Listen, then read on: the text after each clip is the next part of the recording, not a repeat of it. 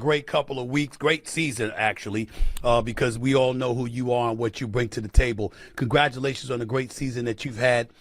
Put into perspective what this last week has been like with LeBron James and the whirlwind of NBA free agency moves and the things that we've seen. I think this has been one of the more riveting off seasons in a long time for the National Basketball Association. Put it in its proper perspective, Shams. I say what's crazy is last offseason, I said it was going to be the craziest offseason because I was just expecting the Giannis domino to fall. I was expecting the LeBron James domino to fall because you could kind of see the beginning and the end for LeBron last offseason when Rich Paul and them were basically calling out the Lakers championship, belief and how they're trying to approach it. And these guys haven't seen quite eye to eye on that aspect of it for the last couple of years. So I thought that was going to come to a head. Then neither deal happened. Giannis ends up staying put throughout the whole season, even though he wanted to trade. LeBron obviously plays out the year. But now you have Giannis, then you have the LaMelo Ball domino, and then you have the Jalen Brown trade. You have the LeBron free agency dynamic that happened. You have the Kawhi Leonard trade on top of that. So you think about five different dominoes that have fallen in the last just 2 weeks. It's been a hectic draft period. It's been a hectic free agency period.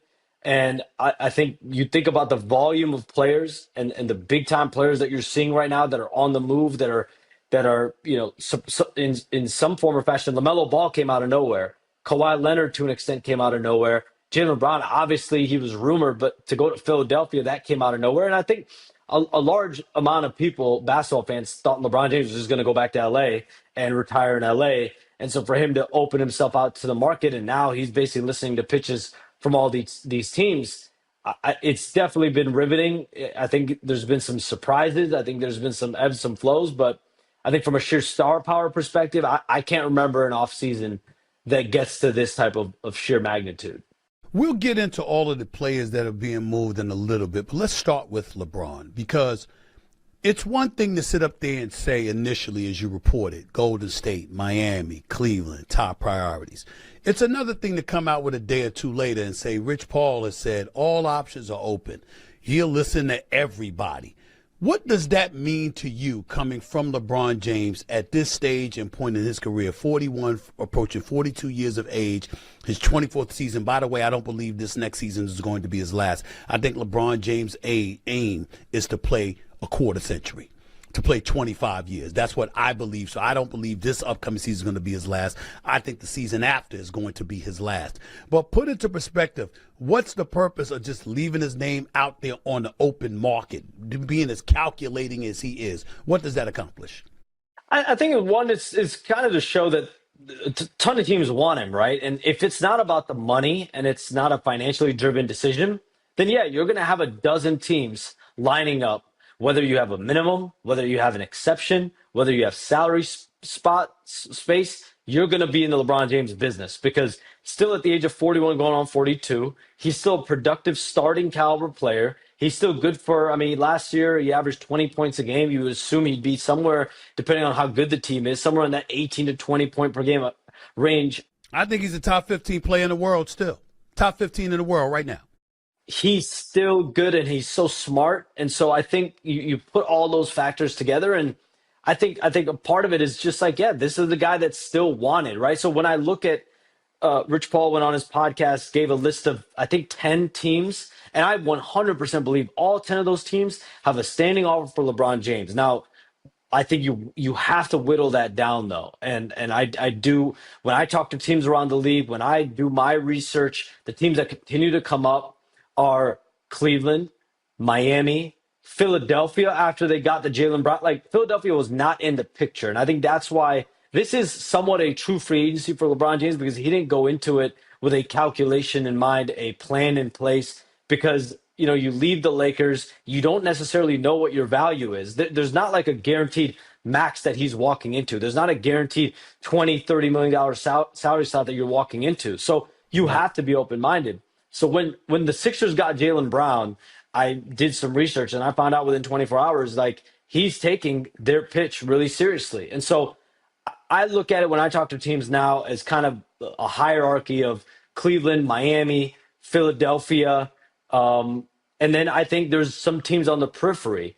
Golden State is the team that, going into free agency was thought to be one of the leaders because, Yeah. his Steph desire to Curry. play with Stephen Curry, his desire to play with Draymond Green, they're close. And by the way, breaking news here, I don't know if it is breaking news. LeBron James and Draymond Green are spending some time here together this week. And so LeBron is spending Here time where? with Here where exactly? In Akron playing golf or somewhere else? undisclosed location. I don't know Got if it. I can disclose the location, but that just goes to show, last week he's spending time with friends, with family, including there was video of him out and about in Akron with a group of his friends, longtime guys that he grew up with, including Brandon Weems, who's basically the number two executive with the Cleveland Cavaliers. So you think about Brandon Weems spending time with LeBron. I don't know if that's an inside track that the Cavs have there, but I think LeBron's been open-minded, but the Warriors' whole plan going into free agency was, okay, let's see if we can get Stephen Curry, Draymond Green, LeBron James, and Anthony Davis. And I think the big draw for LeBron James with the Warriors would be, let's see if there's an avenue to be a package deal to the Warriors. And so short of that, I don't think the Warriors are up on that Okay. list. I think the Warriors believe they're not up on that list unless they're able to go package for an Anthony Davis. Team by team. Cleveland. Donovan Mitchell just agreed. 4 years, $273 million. Passed up an additional $80 million that he would have gotten had he waited another year. Signed a max deal with Cleveland. Agreed to that this morning.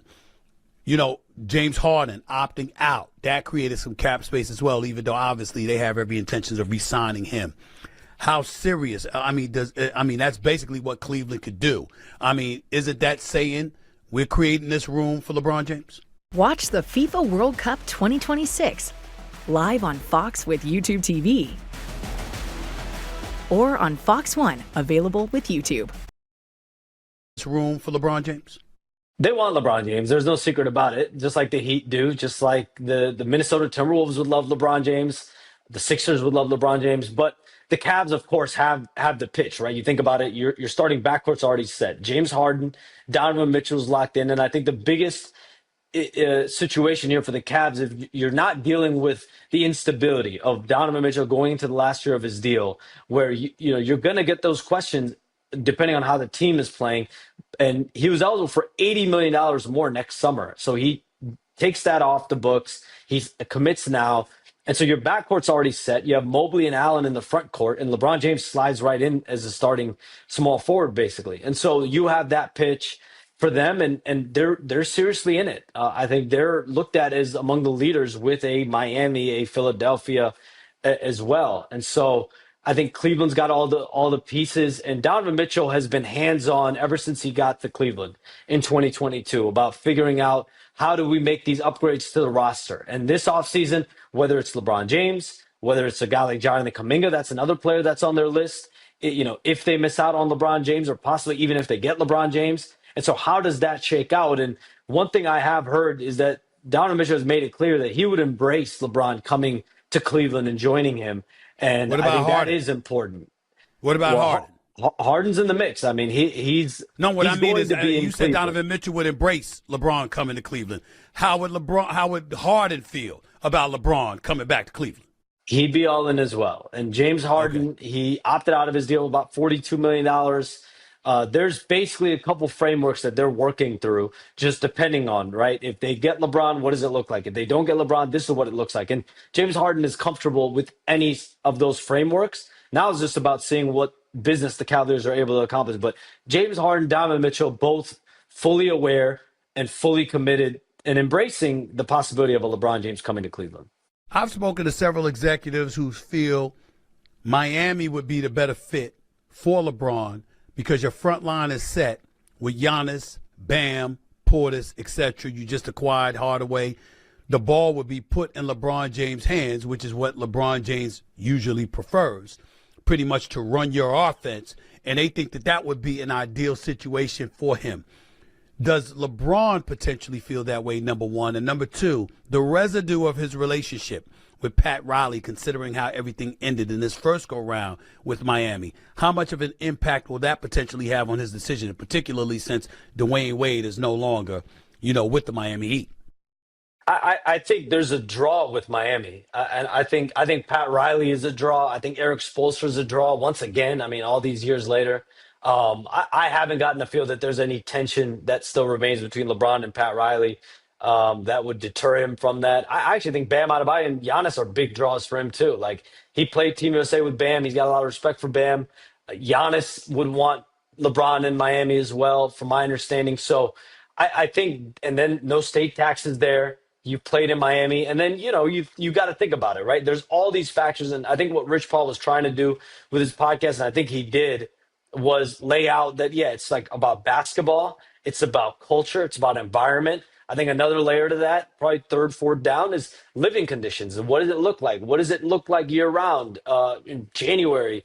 And you think about Miami, and it's Miami. You know about Miami, and so it's like if you have a team, if you have two teams that are basically neck and neck, but then you have one of them is based in Miami, you have no state taxes. So I think these are all the things, but then the other spot is your home. That's where you're from. You're from Cleveland, the Cleveland area. That's, and potentially this being your last spot to finish your career. Do you want to do it in Cleveland? Do you want to do it in Miami? Do you want to do it in Philadelphia? And like, these are all the things I think LeBron James is trying to figure out this week, next week, etc. Shab Sharania for ESPN right here with Stephen A. Sirius XM, Mad Dog Sports Radio. I mean, listen, I will say this to you.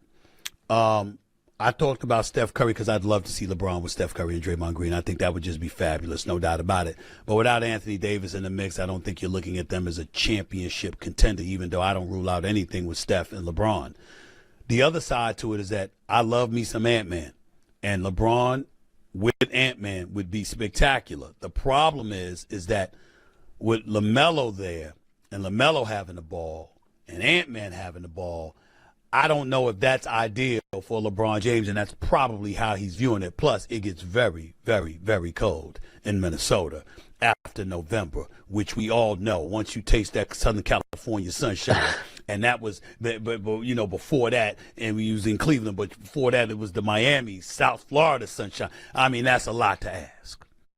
I mean, Minnesota, from a living perspective, that's definitely something you got to think about if you're LeBron James. But from a basketball perspective, I think, teams around the league really look at Minnesota and Philadelphia. I mean, those are spots, and you slide LeBron James right into the starting four position. You have already your other three starters and, LaMelo, Anthony Edwards. You have Rudy Gobert, Jaden McDaniels. LeBron slides right in at the four. In Philadelphia, you already have Tyrese Maxey, BJ Edgecombe, Jaylen Brown, Joel Embiid. LeBron James slides right in at the four. And so you're not dealing with, in Cleveland, he would kind of be at three, right? Because you've got Mobley and Allen at the 4 and 5. In Miami, he'd kind of be the three, although Giannis basically is point forward at different points. But you already have, from a defensive perspective, Bam and Giannis at the 4 and 5. So, but all these things are interchangeable, right? Like Giannis could technically guard a wing. LeBron could technically guard fours. So I think, from a basketball perspective, though, I know Minnesota has definitely been high on LeBron James's list and something that you have to think about. In Philadelphia, the moment they got Jaylen Brown, it's like a flashing red light, and they got on LeBron James's radar quick. Sean, so here's my deal. I look at LeBron, Golden State, and I say Steph Curry playing with him and Draymond Green, and for a great coach like Steve Kerr, who's won 4 championships. I look at Philly, for a coach in Nick Nurse, champion, 4-time champion executive in Bob Myers, and you got Maxey and Jaylen Brown as your teammates. But that's a lot of sharing that LeBron would have to do. Are we aware of how Jaylen Brown feels at the notion of LeBron James coming to Philadelphia since he's just arrived here? I think everyone involved with all these teams would love to have LeBron on the team. And I do think there's an awareness to it, right? LeBron James is 41 going on 42. To expect him to be at the center of all of your offense and basketball at this stage, you need other people to pick up the slack. You need other people to be the leaders, the dogs on the team. And LeBron is kind of that piece that allows you and helps uplift you. And we saw last year with Luka Doncic, Austin Reeves, he was able to thrive in that number 3 role. And so whether he's in Miami with Giannis and Bam, whether he's in Philly with Tyrese Maxey and Jaylen Brown and then Joel Embiid, whenever he's on the floor, and VJ Edgecombe, whether he is in Cleveland with Donovan Mitchell, James Harden, and Mobley and Allen, or a dark horse team like a Minnesota, he's able to just fit right in. And I do think there's a self-awareness even from LeBron James' perspective. Like, I'm 41 going on 42. I don't have to be the number one or number two guy. I think there's a level of pride also, the fact that he is able to even be the number three guy at this age of his career to potentially lead a team far in the playoffs. Let me ask you this. When I think about Jaylen Brown, before I even get to him, my last question about LeBron with this. What are folks in the know in the NBA telling you about where they think LeBron is going to end up? I don't think anyone necessarily knows. I'm sure LeBron, in his mind, he's seen all the options. He's gotten all the information. He probably has a good idea. People, maybe one or two people close to him have a good idea. The teams that keep, popping up for me when I talk to teams are Cleveland, Miami, and Philly. And it was Golden State at various points, and it still could, right? Like, LeBron is taking a period of time here that has now allowed the Warriors, if they want to engage the Wizards on an Anthony Davis trade, to bring LeBron and AD as a package deal.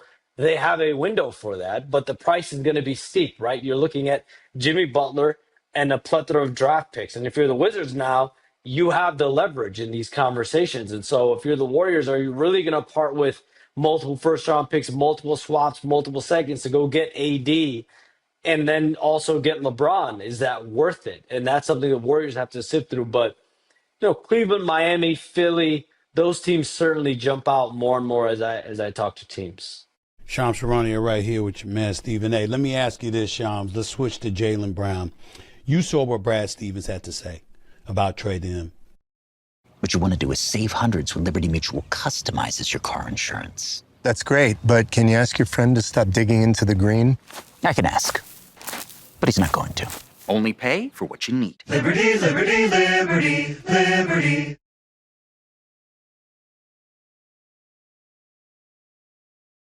If you qualify for SNAP, Medicaid, and more, you only pay $6.47 a month for a Walmart Plus membership. With free same-day delivery, free returns from home, and now